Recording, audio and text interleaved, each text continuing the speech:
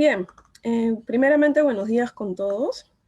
Eh, el día de hoy me presento, yo soy la licenciada Natalie Napanga, tengo una especialidad en psicogerontología y soy terapeuta TREC. El día de hoy vamos a hablar sobre lo que son las estrategias de afrontamiento del adulto mayor frente al COVID-19. Debido a que durante toda esta ponencia vamos a hablar sobre adultos mayores, va a ser muy importante para nosotros conocer el contexto en el que nos encontramos. Es por eso es que primeramente voy a comenzar dando algunos datos importantes sobre la adultez mayor, tanto en el mundo como en el Perú. Primeramente tenemos que según la Organización de las Naciones Unidas, en su informe Perspectivas de la Población Mundial en el 2019, nos dicen que durante este año, más o menos el 9% de la población total del mundo tenía de 65 años a más. Y nos dicen que se estima que para el año 2050 esta población se duplique, esperando a que sea más o menos el 16% de la población total mundial. Asimismo, se estima que en el 2019, 143 millones de personas tenían más de 80 años. Y se estima que esta cantidad ya no se duplique, sino que se triplique para el 2050 y sean alrededor de 426 millones de personas las que tienen más de 80 años. Asimismo, la ONU en el 2020 dijo que la esperanza de vida en la actualidad era de 72 años. Sin embargo, esta al 2050 podría ser de 77 años. Y hacen hincapié aquí en que en países más desarrollados sería aproximadamente de 85 años. Definitivamente vamos viendo cómo la esperanza de vida, como la cantidad de adultos mayores va a ir incrementándose a lo largo de los años. Asimismo, para el 2025, o sea, de aquí a 5 años, se espera que la población total de las Américas, el 18.6% sean adultos mayores. Recordemos que entendemos adultos mayores como personas que tienen de 60 años a más. Asimismo, en este sentido, el Instituto Nacional de Estadística e Informática hace una comparación entre la pirámide poblacional que se tenía en 1950 y la que se tiene ahora en el 2020. Como vemos, el tipo de población ha cambiado mucho. Nos llama la atención que la población que abundaba más en los años 50 era la población de 0 a 4 años. En ese tiempo, ellos representaban el 16.8% del total de la población peruana. Sin embargo, como vemos, ahora ha disminuido bastante y se estima que para el año 2050 esta población siga en descenso. Se estima que para este año representará solamente el 6.7% de la población peruana total. Por otro lado, tenemos que los adultos mayores también ha cambiado. Antes eran mucho menos y solamente representaban el 5.7% de la población peruana total. Sin embargo, llegando al 2020, en la actualidad, ellos representan el 12.7%. Definitivamente ha habido un gran incremento. Y se espera que esta cantidad siga incrementándose para el 2050 y que lleguen a representar el 15.7% de la población total peruana. Definitivamente es muchísimo más. Asimismo, si nos centramos ahora en el 2020, vemos que de todos los adultos mayores, el 47.6% son varones y que el 52.4% son mujeres. Unos datos también importantes son los siguientes. Se sabe que para el 2018, por primera vez en la historia del mundo, las personas mayores de 65 años superaron a los menores de 5 años. Es decir, ya vemos cómo a partir del 2018 esta pirámide poblacional va cambiando, no solamente en Perú, sino también a nivel mundial. Aquí en Perú, si queremos saber los departamentos en los que hay más adultos mayores, tenemos estos 4. Arequipa tiene el 7.3% de su población total. En Lima representan el 4.2%, en Moquegua el 7.1% y en Ancash y Callao el 7.0%. Otro dato muy importante es que el INEI nos dice que en el Perú hay más de 2 millones de personas mayores de 65 años y que la mitad de esta población aún sigue trabajando. Como nosotros vemos en la lámina, vemos a varios adultos mayores. Ellos no son modelos que han salido en la imagen, sino son adultos mayores reales que están trabajando. Y ellos trabajan en Danlac, que es una de las pocas empresas, o no sé si la única aquí en Perú, cuyos colaboradores son íntegramente adultos mayores. Entonces, a estas personas que, como vemos, pasan ampliamente los 65 años, son personas que tienen las ganas, la motivación y el interés por seguir trabajando. Antes de la pandemia, nosotros los podíamos encontrar en algunos supermercados, como por ejemplo, Wong, Metro, Plaza Vea, siendo impulsadores de los productos lácteos de esta marca Danlac, ¿no? Y que después de la pandemia han venido a trabajar, pero a partir en las redes sociales, ¿no? Por ejemplo, haciendo publicidades como estas o haciendo otras publicidades de la marca en la que trabaja. Justamente en este sentido, y como parte de los adultos mayores que siguen trabajando, quiero que me permitan presentarles a ella. Ella es Carmen Quispe Guillén. Ella nació el 12 de enero de 1940, es decir, ya tiene alrededor de 80 años. Como nosotros vemos, vamos a poder ver que ella es una persona que ha pasado justamente todo este proceso de cambio que nos ha venido a partir del COVID-19. Y a partir de la experiencia de ella vamos a ir trabajando ciertos conceptos y ciertas teorías. Así que todo lo que vamos a ver de aquí en adelante va a estar relacionado un poco con ella. Para conocerla un poquito más, Carmen, ella trabajó desde muy chiquita junto a su hermano en la chacra. Y ya vino a terminar su secundaria cuando ya estuvo embarazada de su segundo hijo, ¿no? A ella la conocen mejor como Cucha, no tanto como Carmen, sino como Cucha. Y ella, luego de terminar sus estudios en la secundaria, comenzó a estudiar enfermería técnica, ¿no? Y mientras la estudiaba, desempeñaba el rol no solamente de estudiante, sino también el de madre y también el de esposa. A pesar de desempeñar esos 3 roles a la misma vez, ella logró terminar sus estudios y entró a trabajar al Policlínico Peruano-Japonés. Como vemos, ahí en las fotos la vemos cuando era un poco más joven, y a la derecha cuando está con una reunión de trabajo justamente en el Policlínico. A la misma vez que ella se ha desempeñado trabajando durante tantos años, ha tenido ciertos hobbies, ¿no? Uno de sus hobbies era justamente aprender o llevar cursos sobre flores ikebana, ¿no? Luego de trabajar tantos años en el Policlínico Peruano-Japonés, ellos le dan un reconocimiento por su destacada labor, justo cuando cumple 29 años de servicio. Cabe decir que al año siguiente, cuando ella ya cumple 30 años de servicio, decide jubilarse. Pero en realidad no se jubila del todo, porque ingresa inmediatamente a trabajar a un consultorio dental particular, en el cual se desempeñó muchos años, ¿no? Incluso hasta este año 2020. Sin embargo, ya todos sabemos que en marzo del 2020 hubo un gran cambio para Cucha, porque Cucha ya no solamente siguió trabajando, sino que vio su trabajo interrumpido debido al confinamiento que decretó el sistema de salud del gobierno peruano, y también porque tuvo que quedarse en casa.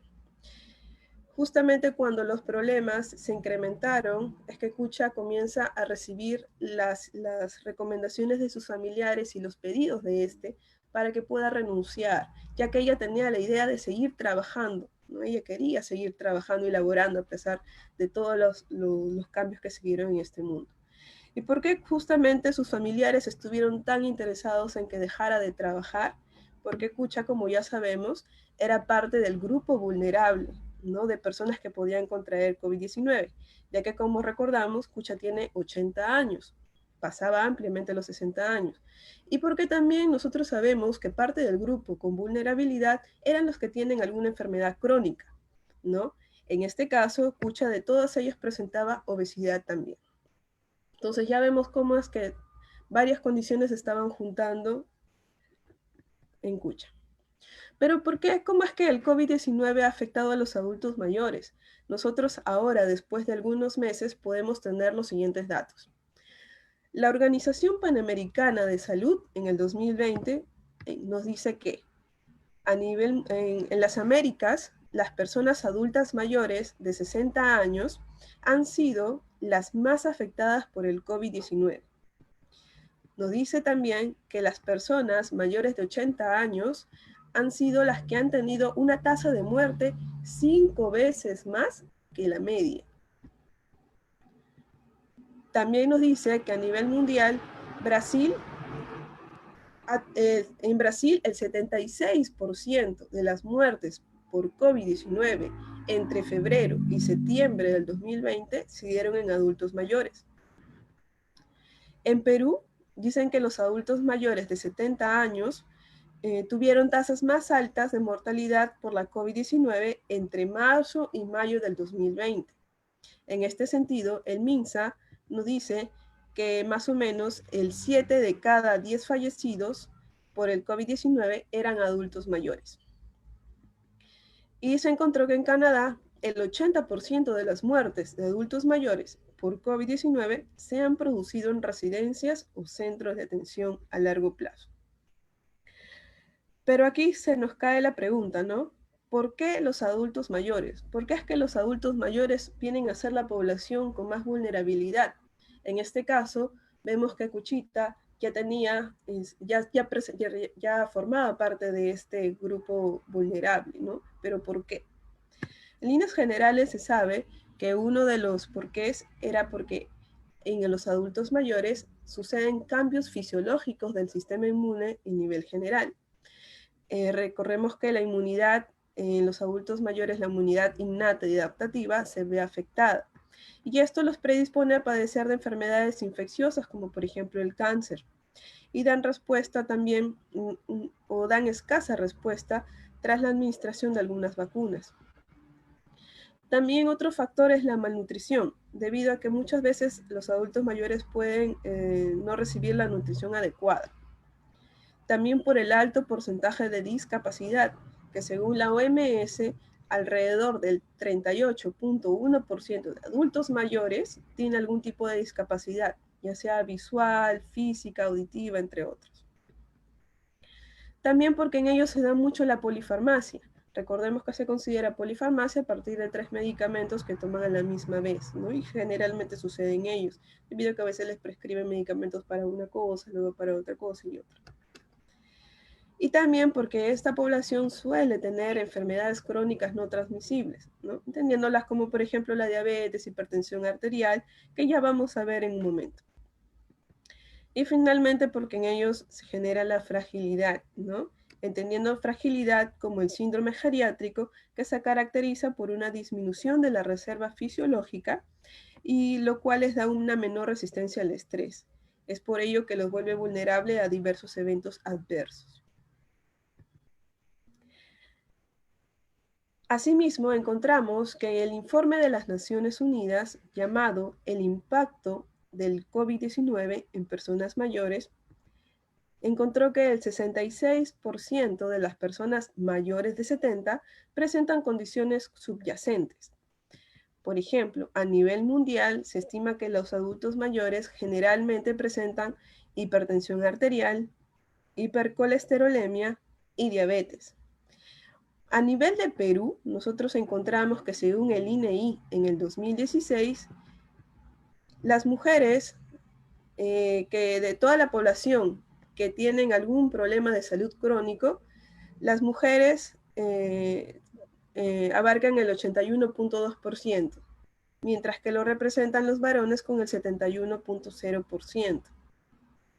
Y de toda esta población, de tanto mujeres como varones que presentan algún problema de salud crónico, en Perú el 27.7% presenta hipertensión arterial, el 21.1% presenta hipercolesterolemia y el 9% presenta diabetes.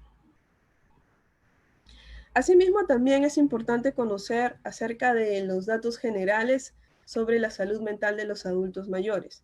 En este sentido, tenemos que la Organización Mundial de la Salud en el 2017 nos da los siguientes datos. Dicen que más del 20% de personas mayores de 60 tiene algún trastorno mental o neural, que los trastornos de ansiedad afectan al 3.8% de los adultos mayores y casi el 1% tiene problemas con abuso de sustancias psicotrópicas.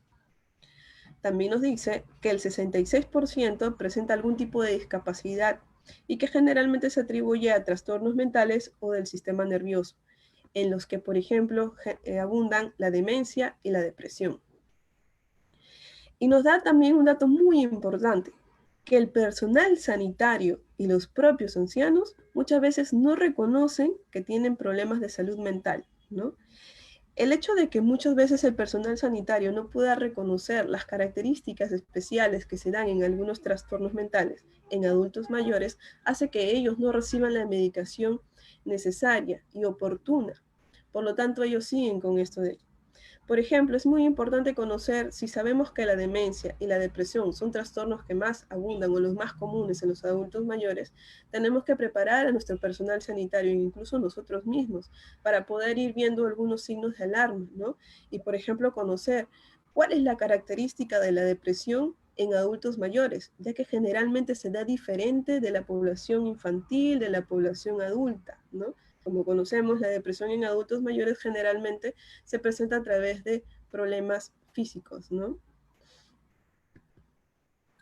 Asimismo, si nosotros pasamos al contexto en el cual nos encontramos en la actualidad, que es de la pandemia, recordemos que no hace mucho hemos estado en un aislamiento social, un confinamiento, ¿no? Recordemos que esto viene acompañado de algunas características, ¿no?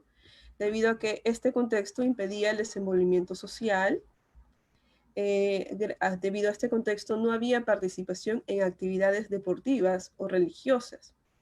También eliminó las reuniones de grupo y el contacto físico no solamente con amigos, sino también con familiares. Hizo que no hayan actividades que se celebren al aire libre ni salidas fuera del hogar, ¿no? Debido a que había una alta posibilidad de contagios y mucha posibilidad también de muerte. En este sentido, Steinman y Perisotto en el 2020 hicieron una investigación y ellos se preguntaron, ¿no? ¿Cómo es que todos estos cambios debido al aislamiento social o al confinamiento afectan al adulto mayor en específico? Ellos encontraron que esto afectaba de la siguiente manera. Generalmente los adultos mayores comenzaron a sentir sentimientos de estrés, de ansiedad, a tener incertidumbre por el futuro y a tener una soledad objetiva, los cuales ellos concluyeron que de parecer esto hacía que los costos tanto de la salud física como de la salud mental se incrementaran. Y también el hecho de que mantengan más aislamiento que el de contextos previos a la pandemia hacía que incrementara su vulnerabilidad emocional como física. Entonces vemos, en el caso de Cuchita que estuvimos viendo, ella se enfrentaba a todos estos cambios que había tenido en su vida y generalmente estaba predispuesta para que pueda sentir todo lo que Steinman y Perisotto pudieron encontrar en su investigación. Recordemos a Cuchita. Entonces, recordemos, ella formaba parte del 12.7% de adultos mayores que hay ahorita en el Perú, ¿no?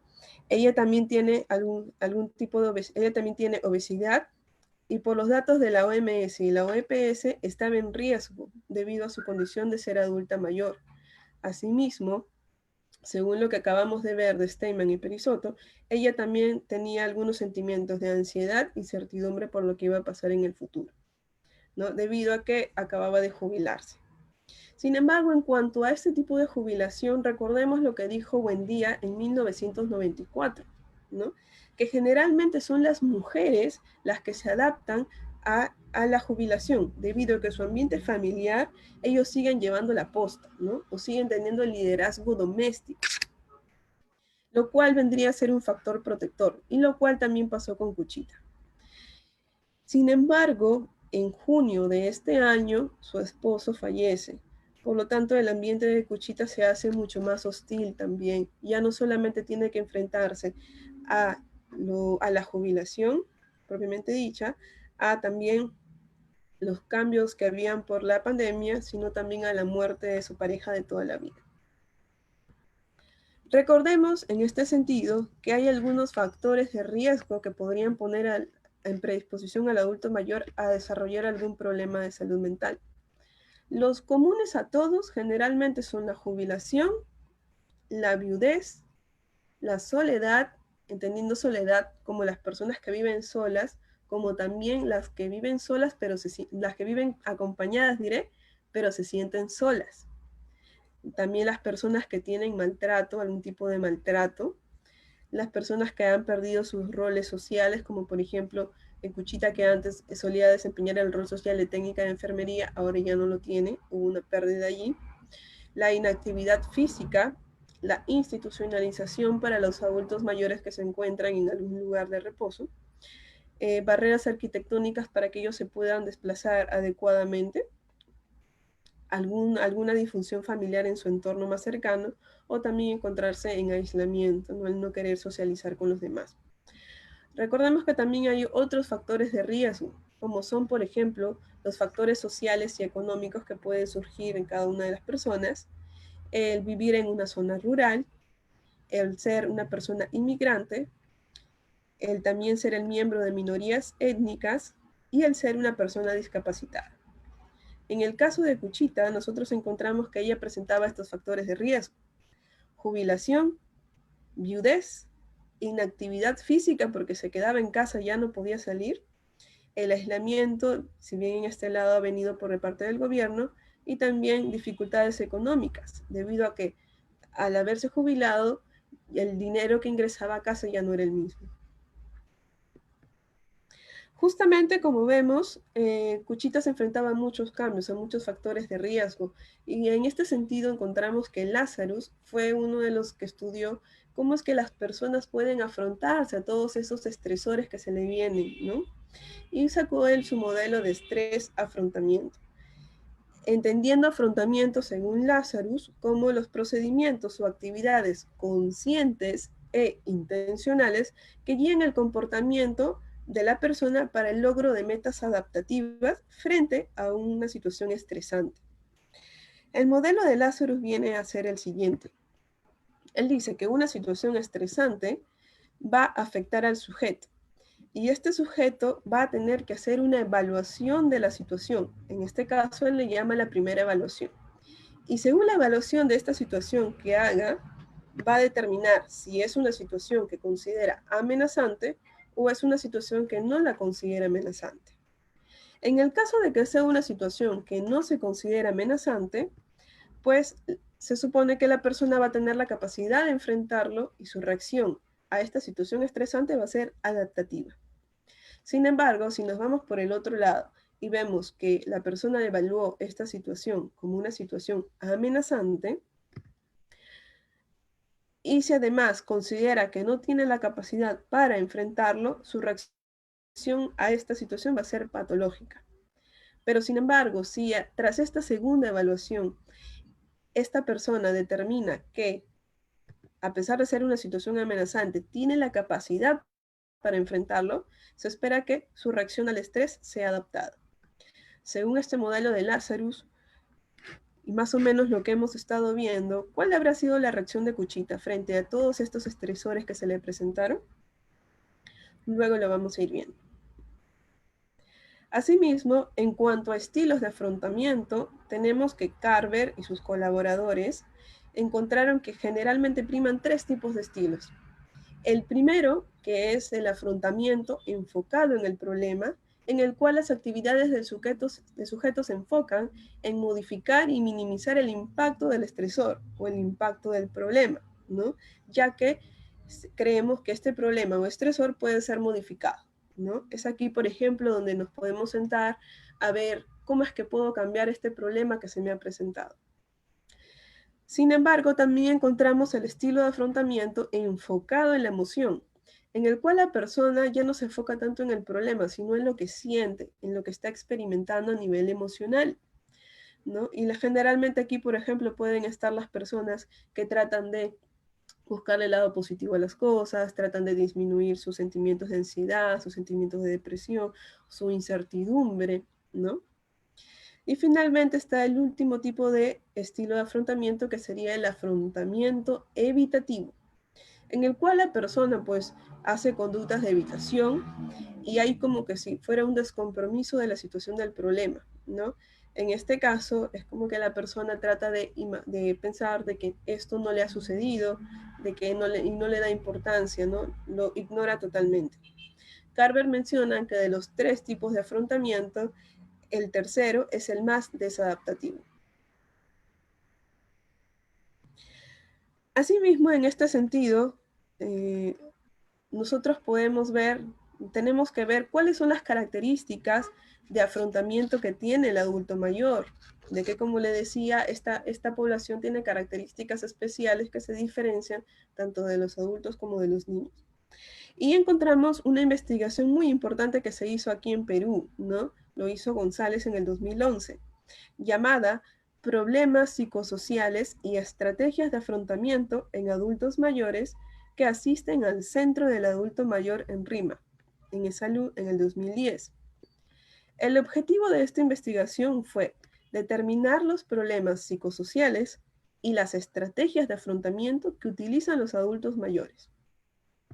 Para ello, la población con la que trabajaron fueron 70 personas que tenían edades entre 60 y 90 años. Y los resultados que encontraron fueron los siguientes: que los problemas más frecuentes que afectaban a estas personas eran, en primer lugar, la jubilación, ¿no? El 55.7% dijo que tenían problemas con la jubilación. Y mencionaban que el dinero no les alcanzaba, que no era justo lo que recibían por tantos años de servicio y que a muchos le causaba vergüenza decir que ya se habían jubilado. El segundo problema que encontró González era que el 40% de estas personas referían sentir soledad, ¿no? Muchos de ellos mencionaban que nadie los iba a visitar cuando vivían solos y que los que vivían con sus parientes o familiares decían, ¿no?, que parecen extraños, no les prestan atención, generalmente dan muchos problemas, ¿no? U otros decían, mi yerno no conversa mucho. Entonces, como vemos, a veces las personas se encontraban solas y otras se sentían solas. Y finalmente el último problema que encontró González era que el 5.7% refería a problemas con su imagen corporal, ¿no? Ya que ellos referían, quisiera ser joven, me da envidia ver a otra persona más joven, o referían no sentirse atractivos, ¿no? Decían, no me siento sano, yo solamente río y no digo mi edad porque no me gusta. En cuanto a las estrategias de afrontamiento, González encontró que la mayoría lo usa a veces, seguido de las personas que dicen que nunca usan algún estilo de afrontamiento, y finalmente encontramos las que siempre. Vamos a enfocarnos en lo que dijo la mayoría. El estilo de afrontamiento que primaba en los que usaban el estilo de afrontamiento a veces era el centrado en la solución del problema, que, como ya lo hemos visto más adelante, era uno de los tipos de afrontamiento, o era el primero. En este tipo de afrontamiento, solucionar el problema, generalmente primaba la planificación y la confrontación. Y tenemos que la planificación, entendida como la capacidad para planificar y desarrollar estrategias para solucionar un problema, eran más usadas por los varones, mientras que las mujeres utilizaban el estilo de confrontación, entendido como los intentos de solucionar directamente un problema mediante acciones directas, agresivas o potencialmente arriesgadas. Como vemos, los estilos de afrontamiento frente a un problema en el adulto mayor se difieren un poco de las estrategias de los varones como de las mujeres. Los varones como que se sientan a poder planificar y pensar en cómo resolver un problema, mientras que las mujeres actúan de manera más directa, ¿no?, para solucionar este problema. Sin embargo, también se encontró que el segundo estilo de afrontamiento era el enfocado en la emoción, ya que muchos de ellos utilizaban la reevaluación positiva, esta entendida como como que ellos trataban de sacar lo positivo o lo bueno de las situaciones adversas, ¿no? Y por último, la última estrategia de afrontamiento utilizaba los dos, ¿no? Un grupo utilizaba los dos, tanto el afrontamiento centrado en la solución de problemas como el enfocado en la emoción, a través de la búsqueda de apoyo social. Entonces, como vemos, acá tenemos todas las características del afrontamiento que utilizan los adultos mayores. Y nos preguntamos cuál utilizará Cuchita. ¿El afrontamiento centrado en solución del problema? ¿El enfocado en la emoción? ¿O utilizará ambos a la misma vez? Lo vamos a ver más adelante.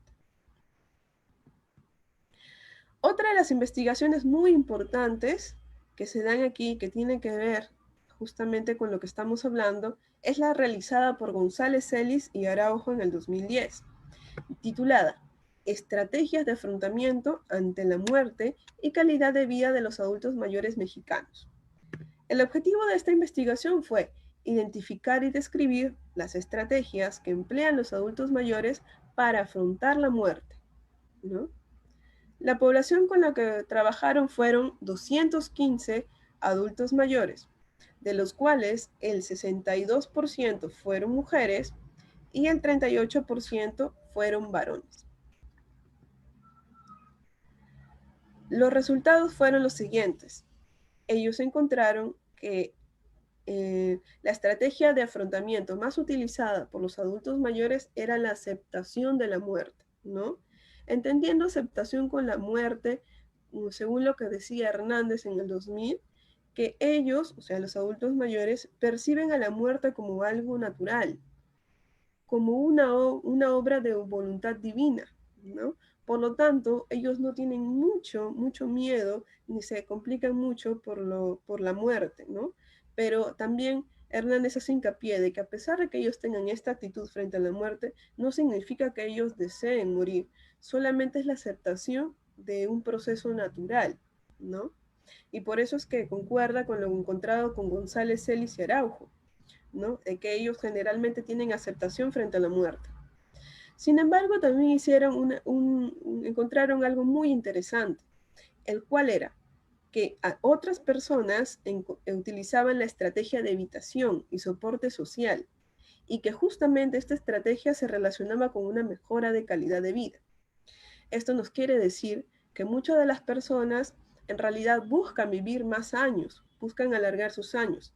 Y para hacerlos, tratan de buscar ciertas estrategias, ¿no? Junto con el aporte de soporte social y familiar involucrado, en el cual comienzan a tener mejores estilos de vida, como por ejemplo alimentación saludable, cambian su alimentación, comienzan a hacer ejercicios, comienzan a asistir a sus citas médicas con más frecuencia, ¿no? Todos estos cambios en la vida de las personas que utilizan la estrategia de evitación haría que, obviamente, la calidad de vida de ellos mejore.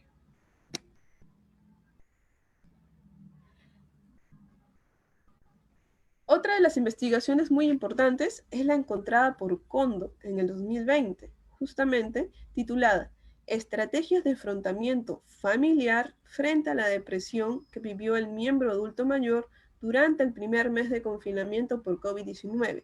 Esta fue realizada en Ecuador.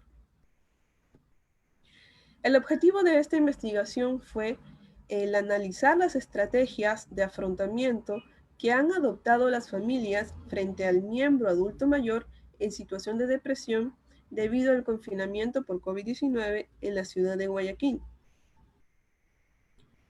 La población con la que trabajó fueron 100 adultos mayores y 91 familias. Y los resultados fueron los siguientes. Los adultos mayores refirieron que durante el primer mes de confinamiento comenzaron a experimentar cierta depresión leve, ¿no? El 80% dijo que había abandonado sus actividades diarias, y no solamente porque hayan sido cerradas, sino porque también el estar con el estado de ánimo disminuido hacía que no tengan la fuerza de voluntad, el interés o que se sientan fatigados para poder hacerlo.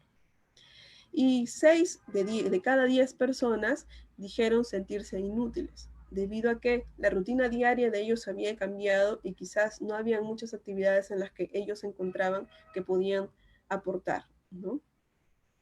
Frente a todo esto encontrado en los adultos mayores de Ecuador durante el primer mes de confinamiento, ellos también vieron que las estrategias de sus familiares habían sido las siguientes. Primaba el apoyo espiritual.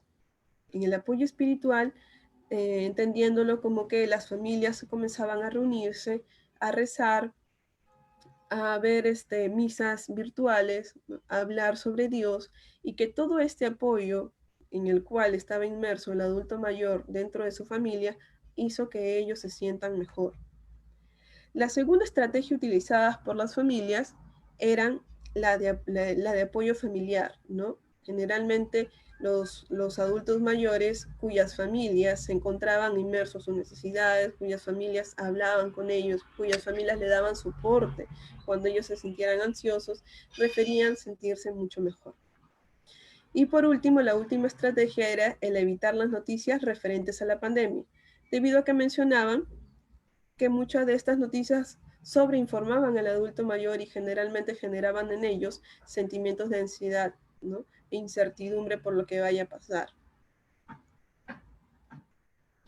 Entonces, como vemos, todo ello nos puede llevar al hecho de qué estrategias habría utilizado Cuchita para salir del ambiente en donde se encontraba lleno de estresores y poder estar en un ambiente mucho más tranquilo.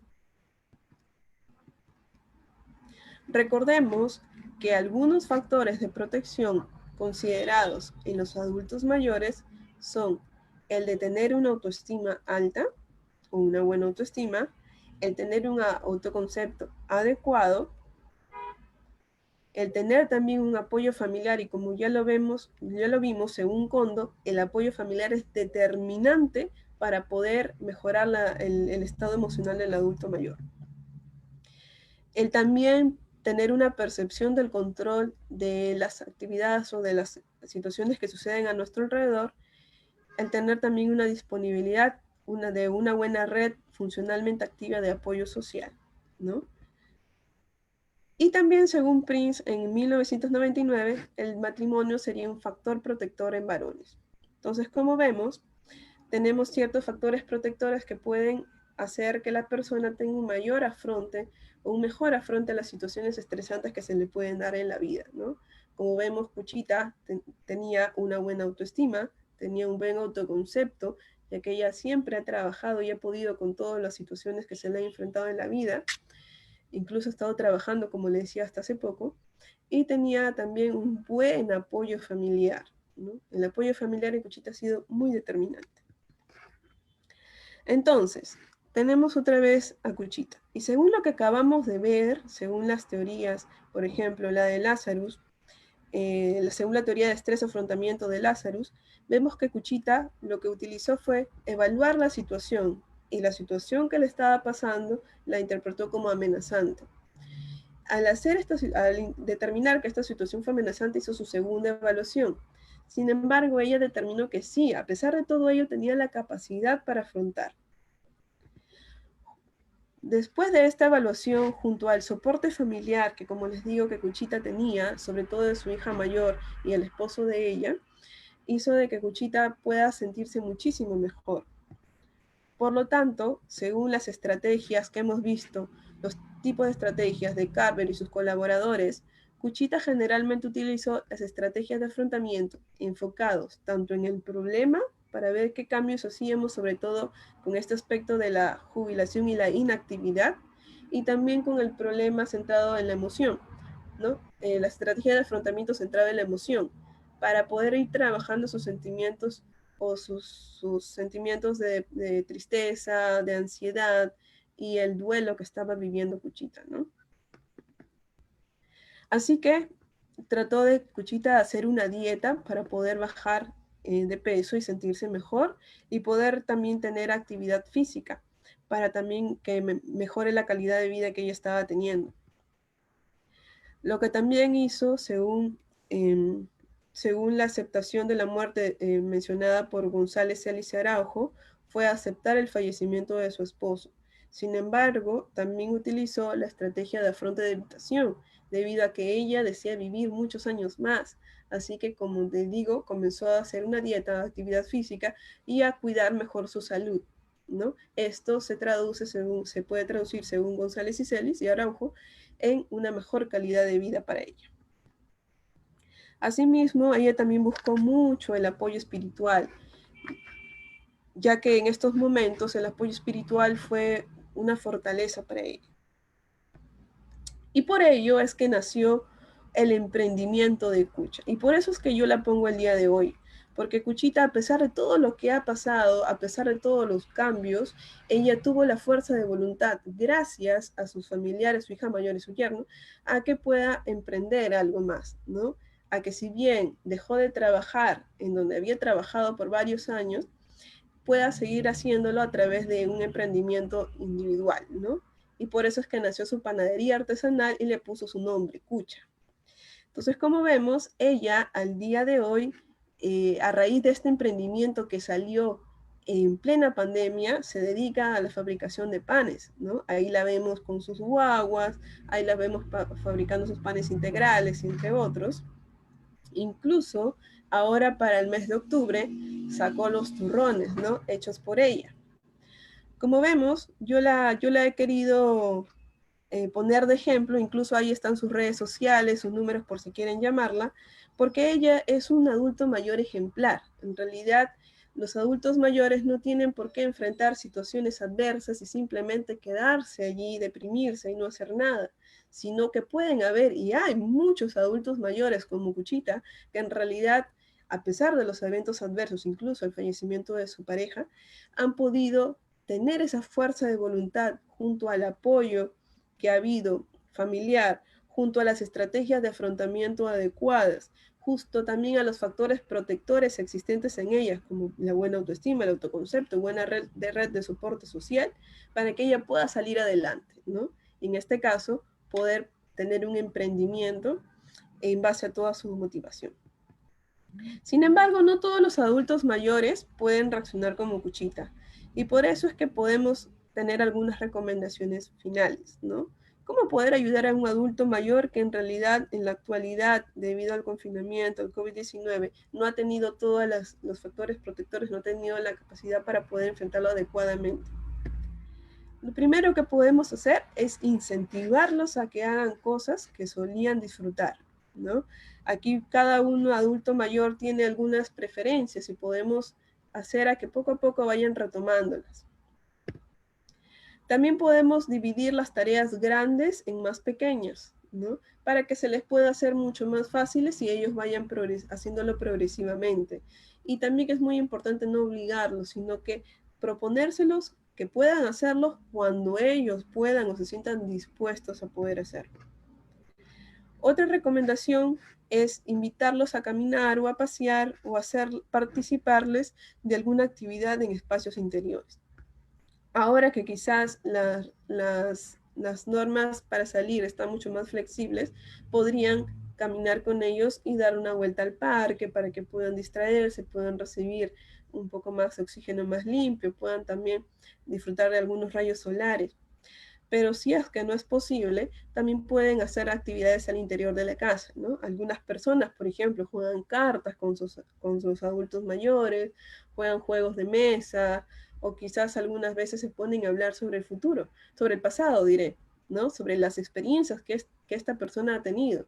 O incluso a otros les gusta mucho ver las fotos, ¿no? Sacan las fotos y comienzan a recordar ciertas vivencias. Tenemos que siempre estar pendientes de que cumplan su tratamiento médico y psicológico, si es que lo llevan, ¿no? Para que puedan tener un adecuado manejo de su sintomatología. Tenemos también que evitar que tomen decisiones importantes hasta que se sientan mejor, para que ello no vaya a interferir o no vaya a involucrar un arrepentimiento y se vayan a sentir de una manera ansiosas o angustiadas, ¿no? Sino que tomen una decisión importante cuando mejor se sientan, para que puedan evaluar todas las posibilidades de manera adecuada. También le tenemos que ofrecerle apoyo, demostrarle comprensión, hay que tenerle paciencia y sobre todo darle ánimos. Tenemos que ayudarles a recordar sus citas u organizarles su medicación, pero si ellos lo pueden hacer, hay que incentivarlos a que ellos lo hagan, ¿no? E incluso también incentivarlos a que ayuden, a que utilicen ayudas externas, como por ejemplo alguna libretita, algún calendario en donde ellos puedan apuntar las actividades que tienen que hacer durante la semana o durante el mes. Ayuda mucho, porque estamos aquí incentivando a que ellos sean autosuficientes, ¿no? De que sean independientes. Tenemos también que hablarles y escucharlas con mucha atención para que ellos, para que no les vaya a pasar lo que les pasa a algunas otras personas como ya le hemos visto, ¿no? Que aún viviendo o estando con sus familiares se sienten solos, sienten que no los escuchan, sienten que no les hablan. Si es que nuestro adulto mayor refiere algunos comentarios sobre suicidio, no hay que dejarlos pasar por alto. Hay que investigar un poquito más y si consideramos, podemos buscarle alguna ayuda profesional, ¿no?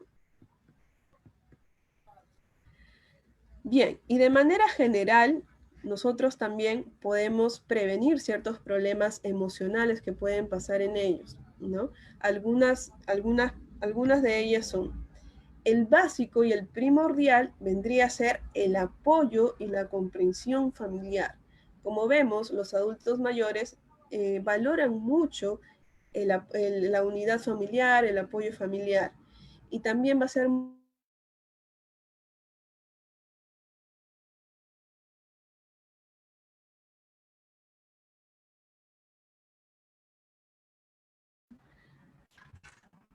otra forma, sería el estar en contacto con otros adultos mayores. Quizás en la situación actual no es posible que estén en contacto directo, pero sí, por ejemplo, a través de ciertas estrategias como videollamadas o llamadas telefónicas, ya que muchos de los adultos mayores han tenido sus amigos antes de la pandemia, los que frecuentaban, ya sean, por ejemplo, en los IAMS, en los CAMPS, en las iglesias también, o en clubes sociales, ¿no? Y podemos buscar que ellos sigan en contacto a través de estas estrategias virtuales.